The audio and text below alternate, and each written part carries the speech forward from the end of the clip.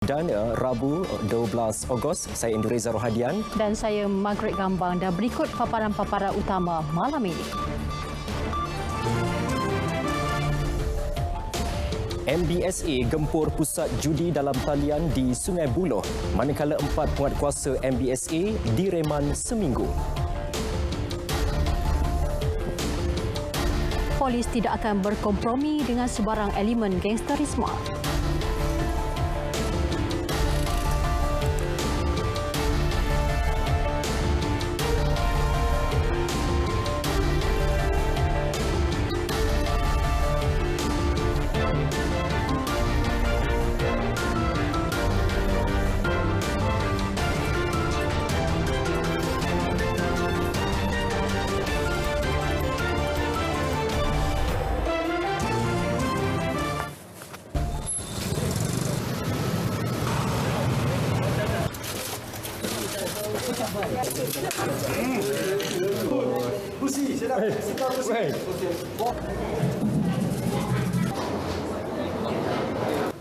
Oh, ni tempat ini.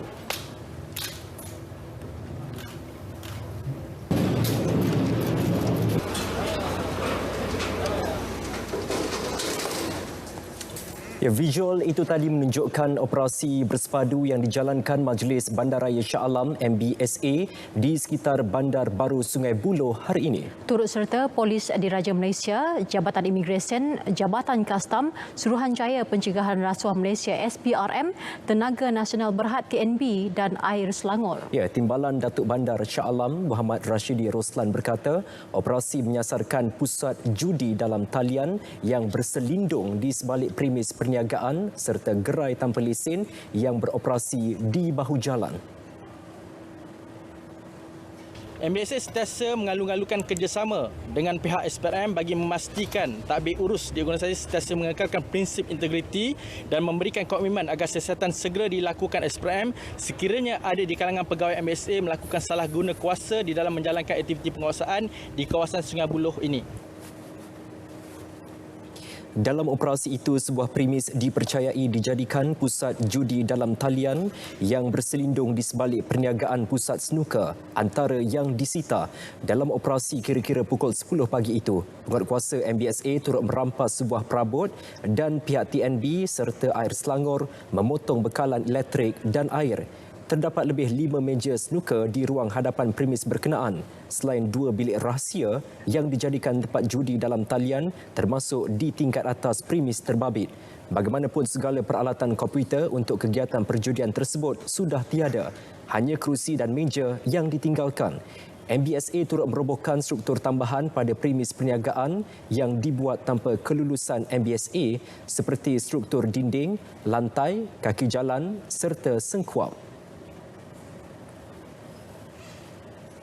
Baik, sementara itu, 4 anggota penguatkuasa MBSA direman 7 hari berkaitan siasatan kes menerima dan mengutip rasuah bagi melindungi premis perniagaan haram di Sungai Buloh. Turut direman 7 hari seorang peniaga rokok seludup berbangsa Aceh kerana disyaki membayar wang rasuah RM300 sebulan kepada penguatkuasa.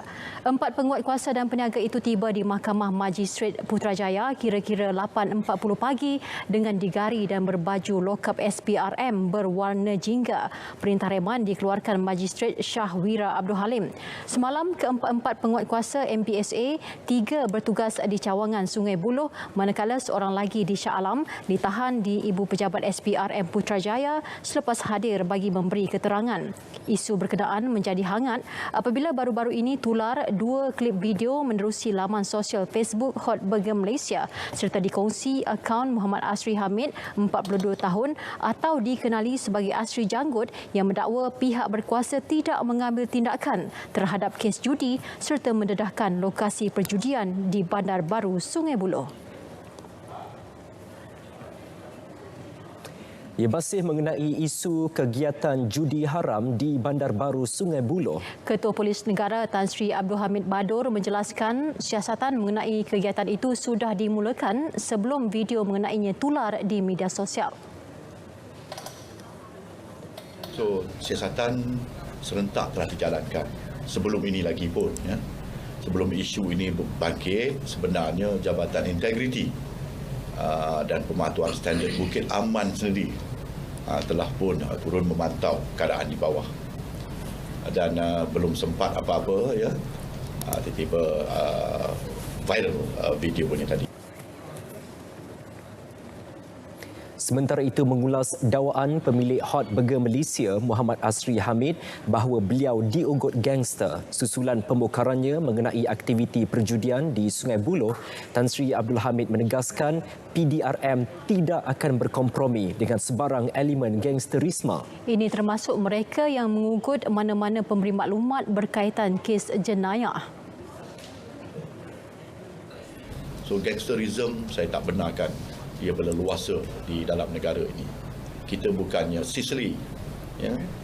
Tahun 50-an dulu, 30-an dulu, mafia ke apa, dengan gangster, ya, yang cuba nak menganiaya ataupun menakut-nakut, mengugut saudara Asri ini ataupun sesiapa sajalah yang bakal tampil berkongsi maklumat dengan PDRM tentang perlakuan kejadian-kejadian jenayah ini. Saya beri amaran, ya.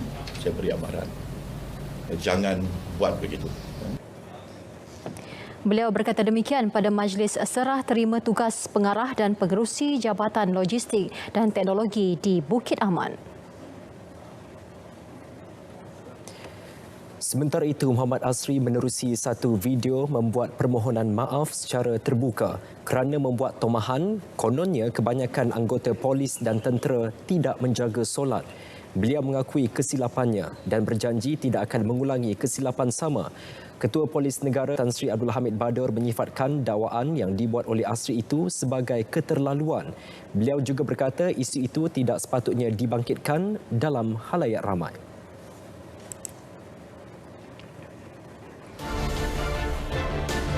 Saudara, pacuan 4 roda terbabas dan bertembung dengan lori.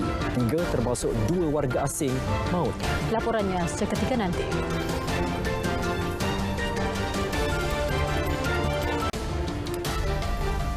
Bertemu kembali. 3 lelaki termasuk 2 warga asing maut selepas kenderaan pacuan 4 roda yang dinaiki bertembung dengan sebuah lori dari arah bertentangan. Kejadian berlaku berdekatan Kampung Pahi di Jalan Kuala Krai, Gua Musang awal pagi tadi. Sebuah kenderaan SUV yang dinaiki 2 wanita turut terbakar 100% selepas gagal mengelak dan turut melanggar lori yang sama. Mangsa yang meninggal dunia dikenali sebagai Zainuri Idham Muhammad Zulkifli, 22 tahun, Muhammad Zulfairi Nasir dan Said Muhammad Khairi Said Ismail, kedua-duanya berusia 19 tahun. Ketua Polis Daerah Kuala Krai, Superintendent Suzaimi Muhammad berkata, siasatan awal mendapati kenderaan pacuan 4 roda itu dari arah Kota Baru menghala ke Gua Musang dipercayai hilang kawalan sebelum masuk ke laluan bertentangan dan bertembung dengan sebuah lori berkenaan. Sementara itu, bapa kepada Zainuri Idham, Muhammad Zulfikli Zakaria, 57 tahun berkata, dia mengetahui berita sedih menimpa anak keduanya itu awal pagi tadi selepas kehadiran anggota polis ke rumahnya. Itulah. Ya lagi budak kerja dia 3, budak kerja dia 2 orang. Tak ada apa-apa, mana cuma ialah ada sign dia tu, ada telefon dah dia. Pasal dia telefon balik ke adik dia tu.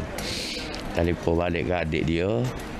Suruh adik dia pergi dengan motor. Pasal dia kena kerja dah hari ni. Sementara itu, jenazah 6 bersaudara yang maut dalam kemalangan dengan sebuah trailer di kilometer 5 Jalan Keramat Pulai, Simpang Pulai Perak petang semalam selamat dikebumikan lewat petang tadi. Suasana pilu menyelubungi Majlis Pengkebumian di Tanah Perkuburan Islam Kampung Badli Shah, Mukim Terap, Serdang, Kedah. Bagaimanapun, jenazah seorang lagi mangsa dibawa ke Hospital Kulim atas sebab yang belum dapat dipastikan lagi. Dan juga mengucapkan banyak-banyak takziah kepada kepada keluarga yang terlibat dan semoga terus dipermudahkan urusan pada hari ini. Kita harapkan anak keluarga yang kemalangan ini akan terus kuatlah, terus kuat, dan semoga semua yang terlibat dalam tragedi kemalangan ini ditempatkan bersama para solihin dan para solehah, diampunkan segala dosa dan sentiasa dalam kerahmatan Allah Subhanahu Wa Taala. Siasatan awal polis mendapati kenderaan yang mereka naiki terbabas dan memasuki laluan bertentangan sebelum bertembung dengan lori. Kemalangan menyebabkan pemandu Muhammad Zairul, isterinya Nuratika Abdul Hamid 30 tahun, anak perempuan mereka Nur Kasih Damia 4 tahun serta ibu Muhammad Zairul, Fatimah Mat Isa 68 tahun maut di tempat kejadian. Turun maut sepupu Muhammad Zairul iaitu Zulkifli Shuaib 49 tahun, isterinya Hasliza Mahmud 40 tahun serta 3 anak mereka. Turut cedera ialah seorang lagi anak Muhammad Zairul, Haziq Zikri 9 tahun yang mengalami patah tangan kanan. Kementerian Kesihatan sedang melakukan siasatan lanjut mengenai dakwaan berlaku penularan kes COVID-19 di Lembah Pantai. Ketua Pengarah Kesihatan Datuk Dr. Nur Hisham Abdullah memaklumkan pihaknya telah menerima laporan dari sekolah terbabit mengenai satu kes bergejala yang melibatkan seorang pelajar. Hasil siasatan mendapati seorang pelajar tingkatan 5 mengalami gejala muntah dan cirit-birit pada 9 Ogos lalu. Sehari kemudian beliau dibawa ke sebuah klinik swasta untuk mendapatkan rawatan, seterusnya dipindahkan ke pusat perubatan bagi rawatan lanjut. Pelajar berkenaan disaring untuk demam denggi dan juga jangkitan COVID-19. Keputusan saringan demam denggi mendapati beliau positif, namun pengesahan ujian COVID-19 masih dijalankan di Makmal. KKM juga telah memulakan aktiviti awal pengesanan kes secara aktif sementara menunggu pengesahan ujian tersebut. Setakat ini 34 pelajar dan 8 guru dikenal pasti sebagai kontak rapat pelajar berkenaan. Daripada jumlah tersebut, 28 orang disaring, manakala 14 lagi diarah hadir ke klinik kesihatan untuk persempelan. Sebagai langkah pencegahan, semua individu yang disaring diarah menjalani perintah pengawasan dan pemerhatian di rumah. 8 kes pulih COVID-19 dilaporkan hari ini menjadikan jumlah kumulatif pulih 8,817 kes. Sementara itu, 11 kes baharu direkodkan menjadikan jumlah keseluruhan 9,114 kes. 8 kes positif ialah kes import yang mendapat jangkitan di luar negara iaitu Singapura 3 kes, Filipina 3 kes, Australia 1 kes dan Jepun 1 kes. Manakala baki 3 kes merupakan penularan dalam negara, 2 kes adalah dalam kalangan warga negara dan 1 kes adalah dalam kalangan bukan warga negara. Sehingga kini 1 kes positif COVID-19 sedang dirawat di unit rawatan rapi. Tiada pertambahan kes kematian dilaporkan menjadikan jumlah kumulatif kekal 125 kes.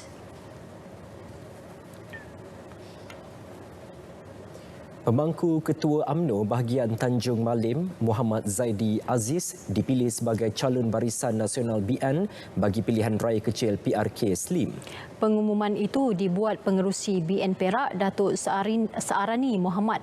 Lepasan Universiti Islam Antarabangsa UIA berusia 43 tahun itu juga merupakan timbalan Presiden Kebangsaan Pekerja Belia. Menurut Datuk Searani, pemilihan itu dibuat selepas menyenarai pendek 9 nama yang dihantar kepada pucuk pimpinan tertinggi parti. Membuat pertimbangan yang sewajarnya, membuat penilaian di kalangan calon-calon yang dinamakan itu adalah yang hebat-hebat belaka. Jadi kita pilih yang terbaik di antara yang baik-baik.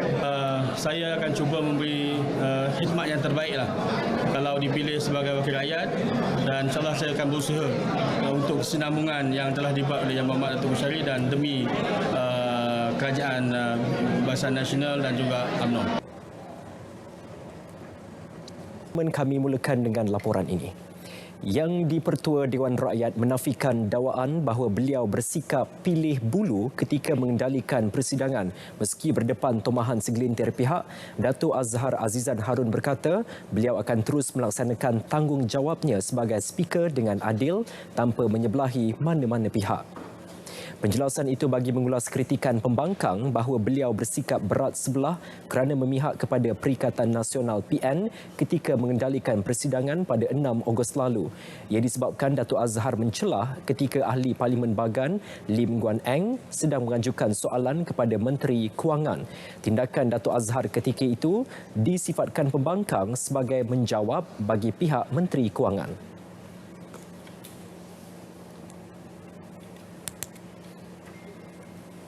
I can't. And I shouldn't.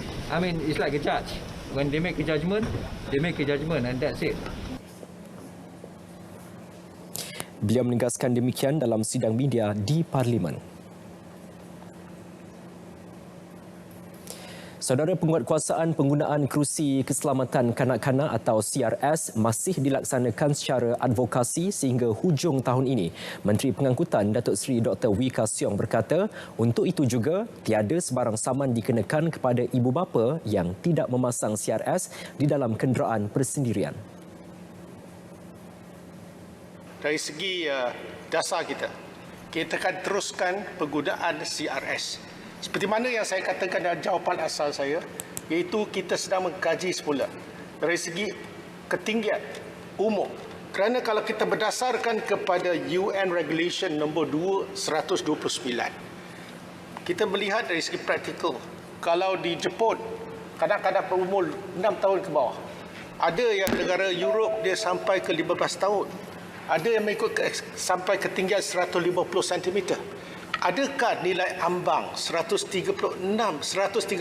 cm dengan 36 kilogram ini merupakan nilai ambang yang patut kita terima pakai? Jadi kesemua ini kita dalam peringkat untuk berbincang dan juga MIROS sedang membuat kajian secara khusus tentang perkara ini. Beliau menjawab pertanyaan Ahli Parlimen Libaran Datuk Zakaria Muhammad Idris. Mengulas lanjut, Datuk Seri Dr. Wee telah mengarahkan MIROS mengadakan perbincangan terperinci dengan Persatuan Pengeluar dan Penjual Kenderaan serta pembuat dan pengimport CRS. Langkah berkenaan sebagai usaha mengurangkan kos jualan CRS. Beliau turut memaklumkan sejak peraturan pemasangan CRS dikuatkuasakan pada 1 Januari tahun ini, kadar kesedaran ibu bapa terhadap pemasangan CRS meningkat kepada 6%, menjadikannya sebanyak 44% berbanding tahun lalu sebanyak 38%. Saudara, Kementerian Komunikasi dan Multimedia telah membuat permohonan tambahan 1 juta unit dekoder My Freeview bagi memberi perkhidmatan percuma kepada rakyat khususnya di luar bandar. Timbalan Menterinya Datuk Zahidi Zainul Abidin berkata, langkah berkenaan dibuat susulan permintaan tinggi terhadap perkhidmatan berkenaan.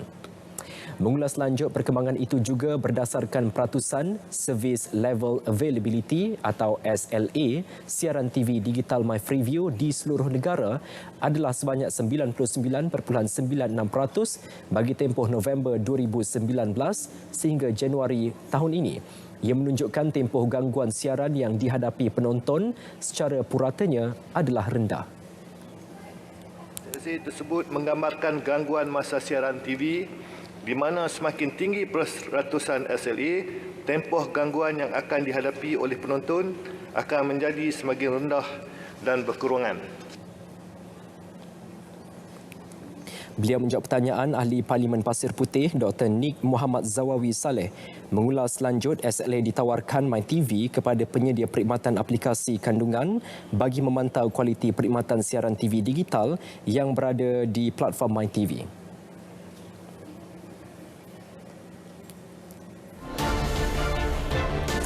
Senario pemberhentian kerja akibat COVID-19 membimbangkan. Ada majikan ambil tindakan tanpa maklumkan kepada Jabatan Tenaga Kerja. Semuanya selepas ini.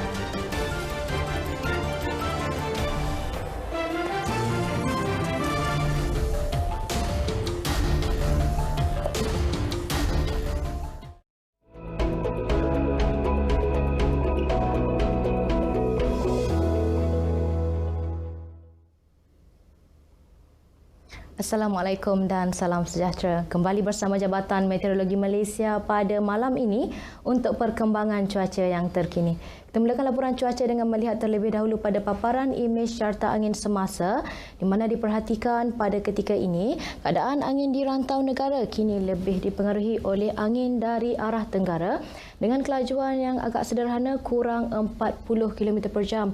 Turut dicerap terdapat kawasan penumpuan angin di sekitar bahagian utara Semenanjung yang secara amnya boleh memberikan potensi keadaan cuaca lembap di kawasan yang tersebut, dan melalui paparan imej satelit semasa pula diperhatikan terdapat kelompok awan aktif sedikit di sekitar bahagian utara dan juga timur Semenanjung Malaysia dan juga sedikit di sekitar perairan Selat Melaka Selatan yang secara amnya menunjukkan gambaran keadaan cuaca lembap yang sedang berlaku di kawasan yang tersebut. Untuk melihat keadaan cuaca yang lebih terperinci pula, kita beralih kepada paparan imej gemerradar semasa. Melalui cerapan imej gemerradar yang terkini, diperhatikan hujan lebat beserta ribut petir ketika ini sedang berlaku di sekitar bahagian pedalaman negeri Perak dan juga negeri Kelantan yang dijangka akan beransur reda dalam tempoh 1 ke 2 jam sahaja lagi. Untuk negeri Sabah dan juga Sarawak pula, diperhatikan ketika ini keadaan cuaca yang agak cerah dicerap di hampir ke semua bahagian di negeri Sabah, manakala hujan lebat beserta ribut petir pula masih lagi dicerap sedang berlaku di sekitar bahagian tengah negeri Sarawak yang dijangkakan akan beransur reda menjelang lewat malam nanti. Untuk ramalan cuaca pada pagi esok pula, Jabatan Meteorologi Malaysia masih lagi menjangkakan keadaan cuaca lembap masih lagi berpotensi untuk berlaku, terutamanya melibatkan bahagian perairan Selat Melaka Selatan pada awal pagi esok, yang mana keadaan cuaca lembap ini masih lagi boleh bergerak masuk ke kawasan daratan dan sekaligus memberikan keadaan cuaca lembap di sekitar kawasan negeri-negeri di pantai barat Semenanjung pada awal pagi esok. Baik, ini sahaja ramalan cuaca yang dapat saya kongsikan pada malam ini. Berikut pula merupakan ramalan cuaca bagi bandar-bandar utama di seluruh Malaysia untuk sepanjang hari esok. Sekian dahulu dari Jabatan Meteorologi Malaysia, saya Atikah Marziah. Assalamualaikum dan salam sejahtera.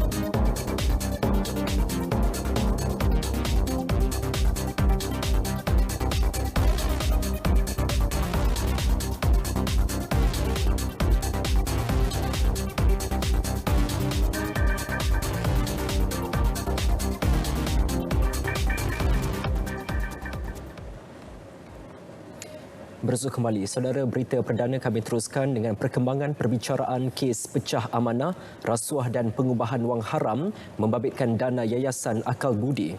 Ya, Mahkamah Tinggi Kuala Lumpur diberitahu pemilik firma guaman Lewis & Co. B. Muralidharan menyerahkan 92 cek kepada keraninya untuk dimasukkan ke dalam akaun pelanggannya, iaitu Yayasan Al-Falah bernilai RM76.96 juta antara Mei 2016 hingga April 2018. Daripada 92 cek yang telah ditunaikan, sebahagian wang itu telah dimasukkan ke dalam 27 akaun simpanan tetap Maybank milik Yayasan Al-Falah. Saksi pendakwaan ke-87 itu menyatakannya di hadapan Hakim Collins Lawrence Sekera. Dalam pernyataan saksinya, pembukaan akaun Yayasan Al-Falah pada Mei 2016 sebagai simpanan wang milik pelanggan firma berkenaan.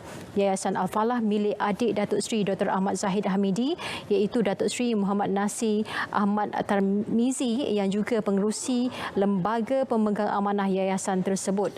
Kata saksi, transaksi dibuat seperti yang diarahkan Datuk Seri Dr. Ahmad Zahid. Ia bertujuan untuk membina masjid di Bagan Dato', sekolah tahfiz serta berkaitan hal-hal kebajikan dan agama. Beralih ke perkembangan perbicaraan kes pinda laporan audit 1MDB terhadap Datuk Seri Najib Tun Razak. Mahkamah Tinggi Kuala Lumpur dimaklumkan bahawa mesyuarat pada 24 Februari 2016 berkaitan laporan audit 1MDB tidak boleh dianggap sebagai exit conference kerana exit conference hanya boleh dipengerusikan oleh Ketua Audit Negara. Saksi utama bekas Ketua Audit Negara Tan Sri Amrin Buang memaklumkan perkara itu semasa pemeriksaan balas oleh Peguam Tan Sri Syafiee Abdullah. Ia sekaligus menolak pendapat pihak pembelaan bahawa mesyuarat yang dipengerusikan bekas Ketua Setiausaha Negara Tan Sri Ali Hamzah sebagai exit conference. Sebaliknya, Tan Sri Amrin memberitahu mesyuarat tersebut adalah amalan tidak normal.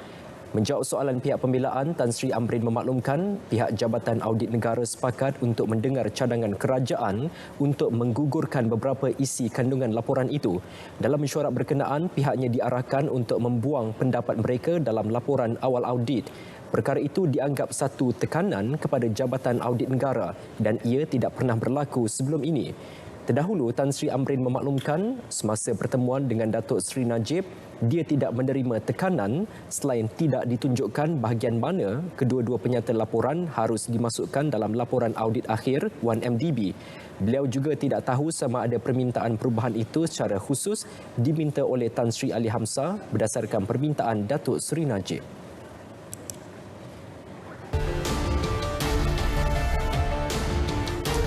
Saudara, Pusat Hemodialisis Yayasan Al-Sultan Abdullah atau YASA yang kedua di Kuala Lumpur kini dibuka di Setiawangsa. Pembukaannya disempurnakan Seri Paduka Baginda Yang di-Pertuan Agong Al-Sultan Abdullah Riayatuddin Al-Mustafa Bilasha. Pembukaan Pusat Hemodialisis YASA Setiawangsa ini bagi menambah keperluan pesakit selepas pembukaan YASA yang pertama di Ceras pada 7 Ogos tahun lalu. Dengan menempatkan 12 mesin dialisis, pusat ini beroperasi mulai Isnin hingga Sabtu dari pukul 8 pagi hingga 5 petang.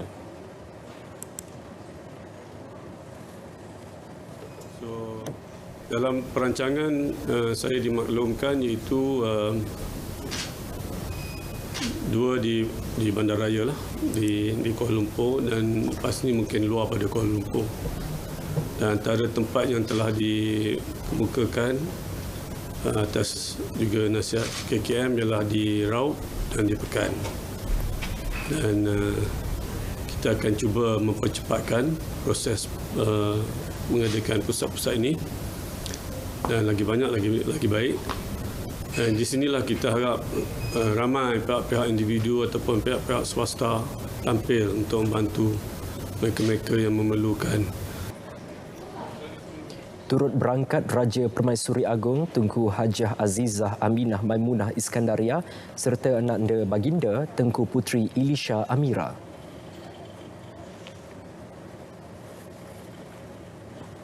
Bagi meningkatkan kesedaran membayar zakat pendapatan dalam kalangan orang ramai, kempen skim potongan zakat bulanan diadakan bermula 1 Ogos sehingga 30 November. Potongan pembayaran itu menawarkan kaedah pembayaran yang lebih sistematik.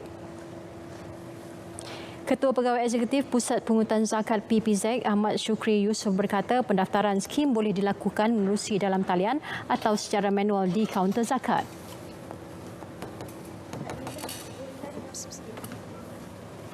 Dan mudah saja melalui daftar di PZB secara online melalui portal kami ptg.zakat.com.my ataupun imbas QR code kami.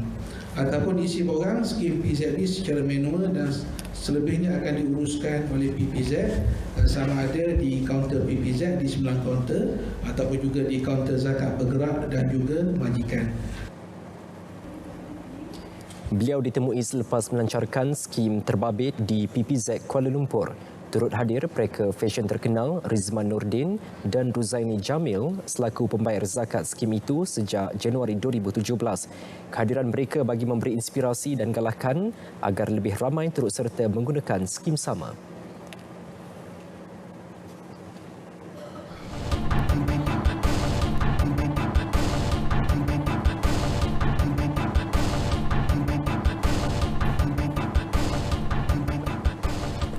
Senario pemberhentian pekerja membimbangkan akibat pandemik COVID-19 apabila terdapat majikan yang melakukan penamatan perkhidmatan pekerja tanpa memaklumkan kepada Jabatan Tenaga Kerja.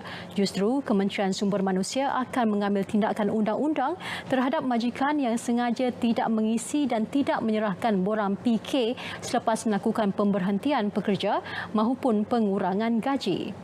Menteri Sumber Manusia Datuk Seri M. Saravanan dalam kenyataannya menegaskan menurut Seksyen 63 Akta Kerja 1955, majikan yang memberhentikan pekerja sama ada secara pemberhentian tetap atau sementara serta secara sukarela dan juga pengurangan gaji, majikan hendaklah mengisi borang pemberhentian kerja PK. Selepas itu, majikan perlu menyerahkannya kepada Pejabat Tenaga Kerja sekurang-kurangnya 30 hari sebelum melakukan sebarang pemberhentian atau pengurangan gaji. Jumlah pekerja yang diberhentikan melalui data terimaan borang PK dari Januari sehingga Julai adalah 44,426 orang pekerja tempatan. Angka ini rendah berbanding jumlah pekerja yang telah mengisi borang SIP iaitu seramai 67,068 orang, iaitu perbezaan seramai 22,642. Pelanjutan tempoh moratorium atau penangguhan bayaran balik pinjaman tidak akan menjejaskan keupayaan institusi perbankan tempatan kerana mereka mempunyai pemampan yang mencukupi. Timbalan Menteri Kewangan Datuk Abdul Rahim Bakri berkata, ini kerana keputusan tersebut dibuat setelah mengambil kira kemampuan kewangan bank di bawah kawal selia Bank Negara Malaysia BNM. Seperti mana dalam pakej prihatin dan juga pakej penjana yang telah kita kemukakan, iaitu 295 bilion dan 100 bilion daripadanya adalah merupakan inisiatif moratorium yang telah disediakan oleh bank-bank di Malaysia. Dan setakat ini sememangnya kerajaan pihak bank telah pun menanggung 66.6 bilion pakej moratorium tersebut. Saya ingin nyatakan di sini bahawa bank memang berkemampuan untuk melaksanakannya kerana bank mempunyai buffer yang mencukupi untuk menanggung kesemuanya ini, dan setiap keputusan untuk melanjutkan moratorium ini adalah dikawal selia oleh Bank Negara dan juga melalui penglibatan Persatuan Bank-Bank Malaysia. Terima kasih. Beliau menjawab pertanyaan Ahli Parlimen Jempol Datuk Muhammad Salim Sharif. Akhir Julai lalu, Perdana Menteri mengumumkan kerajaan akan melaksana kaedah moratorium secara bersasar dan peruntukan fleksibiliti setelah tempoh moratorium secara automatik berakhir September depan. Namun, kemudahan itu khusus untuk golongan yang benar-benar memerlukan sahaja. Malaysia mengekalkan keputusan untuk menyertai Expo Dubai 2020 walaupun tarikh penganjurannya ditunda disebabkan penularan pandemik COVID-19. Malah, Timbalan Ketua Setiausaha Kementerian Sains, Teknologi dan Inovasi MOSTI, Dr. Muhammad Nur Azman Hassan, optimis sasaran pelaburan dagangan bernilai 10 bilion ringgit yang ditetapkan sebelum ini mampu tercapai. Tambah Nur Azman, susulan penundaan berkenaan pihaknya mengalu-alukan penajaan daripada pihak yang berminat.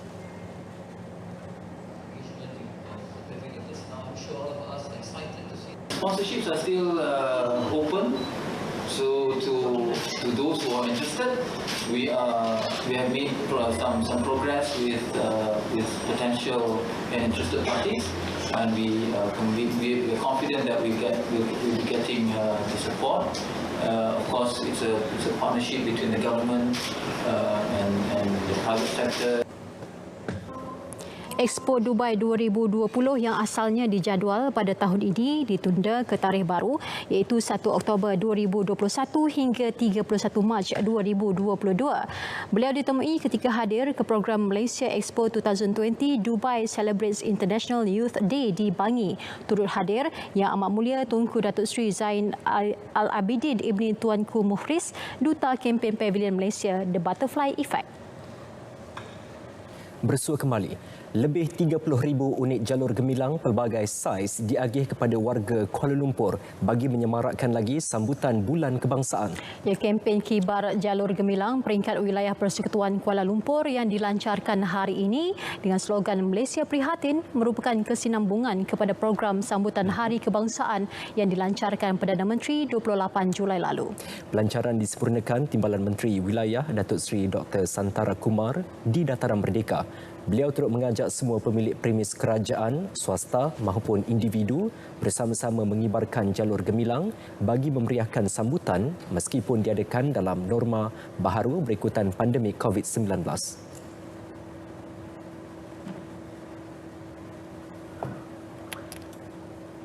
Kebangsaan pada tahun ini, walaupun diadakan dalam suasana normal baru, juga perlu dirayakan dengan penuh kegembiraan dan ditonjolkan semangatnya melalui pengibaran jalur gemilang oleh semua warga yang menjadi tonggak penyatuan semua kaum di Malaysia.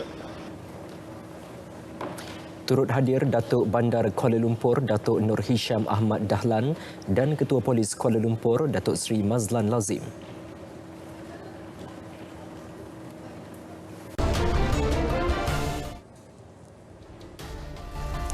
Kita mulakan dengan perkembangan ini. Yang di-Pertuan Agong Al-Sultan Abdullah Riayatuddin Al-Mustafa Billah Shah berkenan untuk menyampaikan titah pada Majlis Anugerah Persatuan Penulis Sukan Malaysia SAM 100+ 2019 melalui rakaman video. Majlis rakaman titah tersebut dilaksanakan di Istana Negara Kuala Lumpur semalam.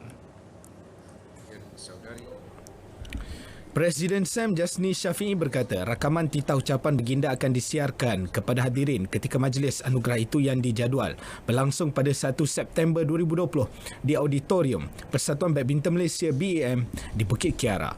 Pada majlis sama tahun lalu yang juga disambut bersempena meraihkan ulang tahun ke-50 tahun penubuhan SAM yang di-Pertuan Agong dan Raja Permaisuri Agong Tunku Hajah Azizah Aminah Maimunah Iskandariah telah mencemaduli berangkat ke majlis berkenaan.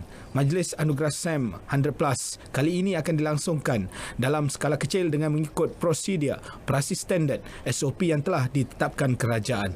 Hanya calon akhir kategori kewartawanan sukan, atlet dan beberapa wakil persatuan-persatuan sukan serta ahli SAM sahaja dijemput menghadiri majlis anugerah kali ini.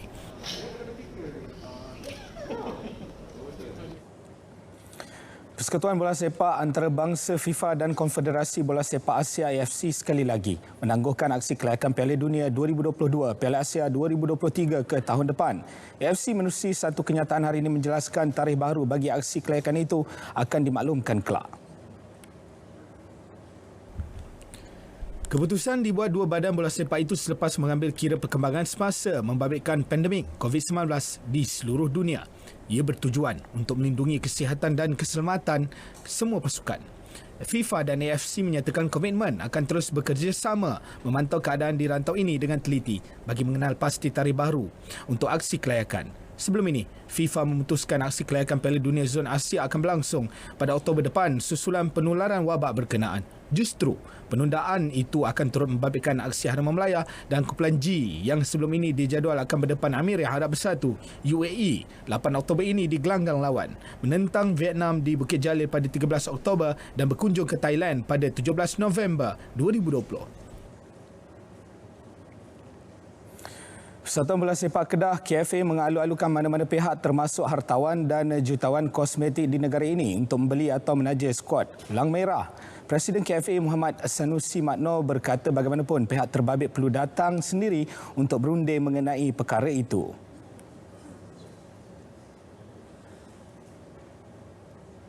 Beliau yang juga Menteri Besar Kedah berkata pihaknya sedia mempertimbang cadangan mana-mana pihak yang ingin mendapatkan pasukan tersebut. Mana-mana hartawan, jutawan untuk datang untuk berunding dengan KFA, nak beli ke, nak naja, nak apa-apa, dialu-alukan. Ya, kita akan pertimbangkan semua cadangan. Beliau bercakap kepada media selepas mempenguruskan mesyuarat Exco di Wisma Darul Aman di Alor-Star. Semalam KFA turut berunding dengan sebuah koperasi yang mengemukakan tawaran untuk memiliki kelab berkenaan. Muhammad Sanusi akur dengan nasihat Persatuan Bola Sepak Malaysia FM yang meminta agar berhati-hati dalam menerima sebarang tawaran untuk tajaan atau pembelian pasukan Kedah.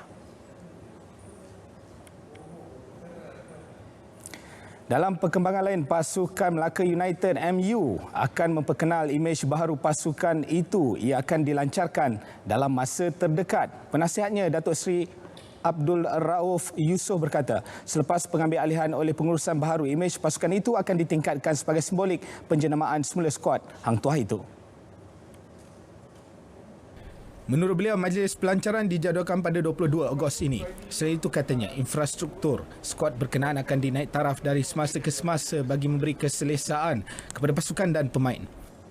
Saya lihat pasukan ini mampu untuk lebih jauh ke hadapan dengan kemudahan yang sedia ada, dan insyaAllah Musa akan mendapat kemudahan baru dalam masa terdekat apabila kita menaik taraf Padang 10 yang akan kita keluarkan sebuah harga untuk memberikan penaikan taraf kepada padang bola yang sedia ada kepada taraf yang boleh diiktiraf sehingga di peringkat dunia, insyaAllah.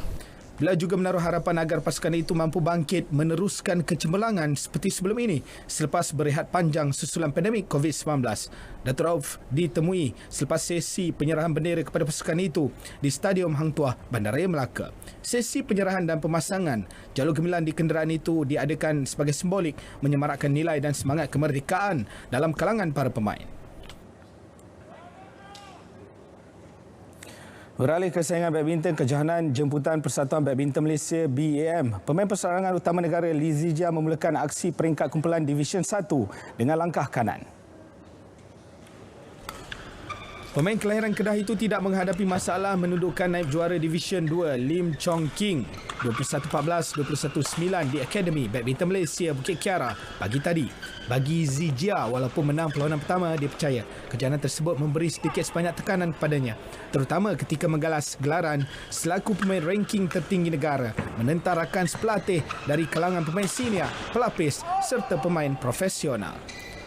Memang yang kita, yang senior player ni semua memang ada pressure punya. Then especially macam Song, Darren, macam saya, dan kita pun macam sudah ada sikit nama dalam Malaysia. So memang yang junior punya memang mereka nak fight untuk sendiri juga. Sebab kalau mereka menang kita, mereka pun dapat sikit result yang baik juga dari sana. Saya pun mahu menang semua juga. Ini pun salah satu target saya juga. Then so I will do my best lah. Zijia seterusnya akan bertemu Aidil Soleh Ali Sadikin pada malam ini bagi aksi kedua peringkat kumpulan Division 1.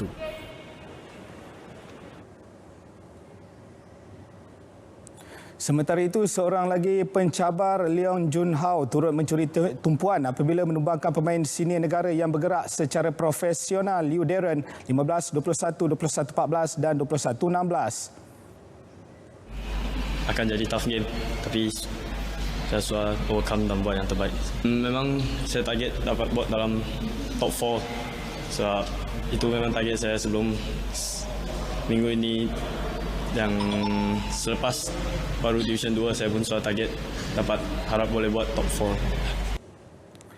Aksi menyelah yang dipamerkan pemain berusia 21 tahun itu semakin mencerahkan peluang Jun Hao untuk tersenarai dalam skuad Piala Thomas Negara. Bagaimanapun, Jun Hao yang juga juara Division 2 kejohanan itu baru-baru ini menyifatkan kedudukannya dalam skuad kebangsaan kesaingan AHES Denmark kelak bergantung kepada keputusan barisan kejurulatihan.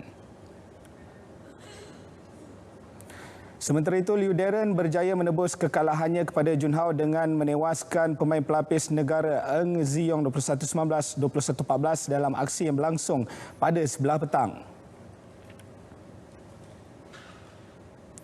Ia kekalahan kedua buat Ziyong selepas turut tewas pada aksi pembukaan kepada pemain profesional negara Song Juven 18-21, 12-21.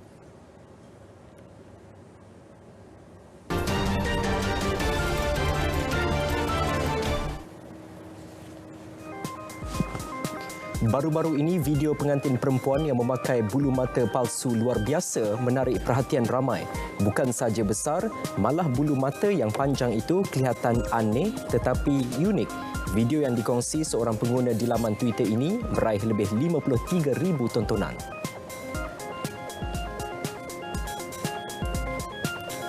33 individu yang merupakan pelancong dan pekerja di tapak pelancongan Swan Lake dilaporkan cedera selepas puting beliung membadai wilayah autonomi China Inner Mongolia.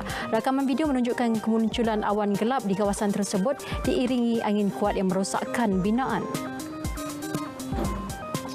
Di Aceh, Indonesia, penampakan awan gergasi Isnin lepas ternyata menimbulkan ketakutan kepada warga tempatan.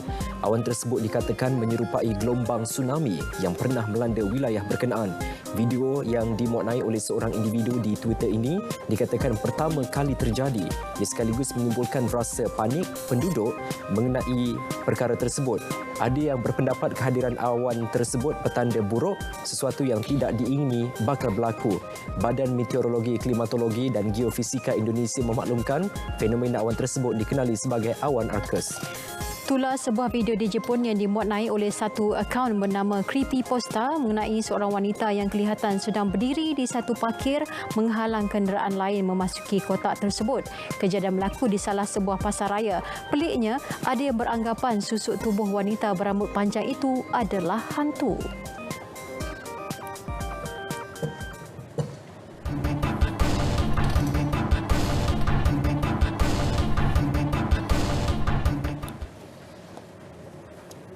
Penyanyi popular Siti Sarah Raisuddin teruja apabila terpilih menyanyikan lagu tema rasmi Hari Kebangsaan ke-63 Malaysia Prihatin.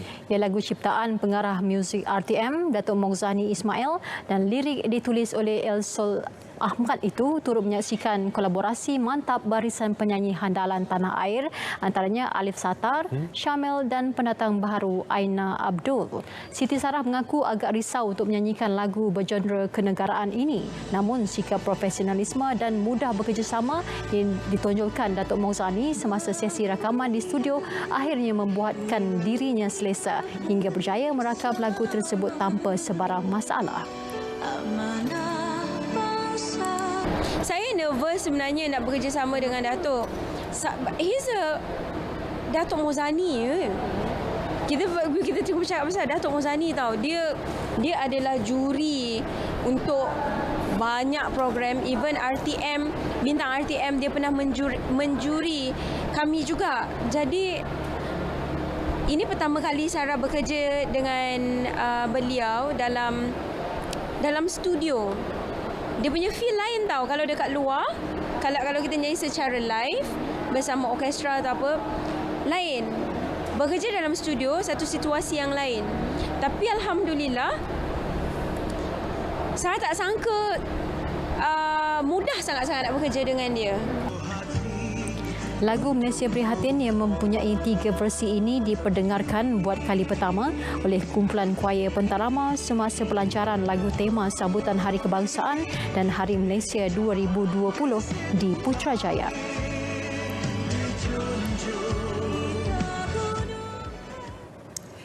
Ingin tampil dengan sisi matang berbanding awal kemunculannya. 6 tahun lalu, penyanyi Nana Shimi membawakan single Hantu atau Buaya dan Boleh Belah. Kali ini, dia memilih genre lebih segar untuk single terbarunya, Ragu-Ragu. Wow. Beberapa tahun menghilang kerana menumpukan perhatian terhadap pengajiannya, Nana Shimi kini bangkit semula. Single terbaru ini menggunakan khidmat sepenuhnya komposer dan penulis lirik dari Indonesia yang merupakan impian beliau sejak dahulu. Pada masa sama, Nana turut mencari peluang untuk mengembangkan lagi bakatnya. Mentang-mentang Nana menyempian. Bukan macam tu. Kiranya Nana memang dari dulu start daripada YouTube memang minat lagu-lagu Indonesia. Minat juga lagu Malaysia tapi Nana suka macam nak cuba. Ya betul. So kita macam nak mencuba something new. Memandangkan pada masa tu Nana menyepi sekejap dan kiranya ingatkan nak buat comeback. Okay. Niatnya nak buat comeback dengan something new. Kiranya Nana yang Hantu Buaya tu dah berapa tahun yang lepas kan. So kita nak bawa something yang lebih Nana dah besar dah sekarang macam tu. So matang. So kiranya lagunya sedikit matang lagi daripada yang sebelum-sebelum ni. Muzik video Ragu-Ragu kini sudah mencecah lebih 1 juta penonton di laman YouTube. Saudara, berita perdana edisi Rabu 12 Ogos berakhir di sini. Terima kasih kerana terus kekal bersama semua buletin kami di saluran berita RTM. Ya, budayakan kebiasaan baharu, bendung COVID-19. Terus patuh SOP dan sentiasa pantau status kesihatan diri dan keluarga. Dengan itu, Assalamualaikum. Salam hormat dan jumpa lagi.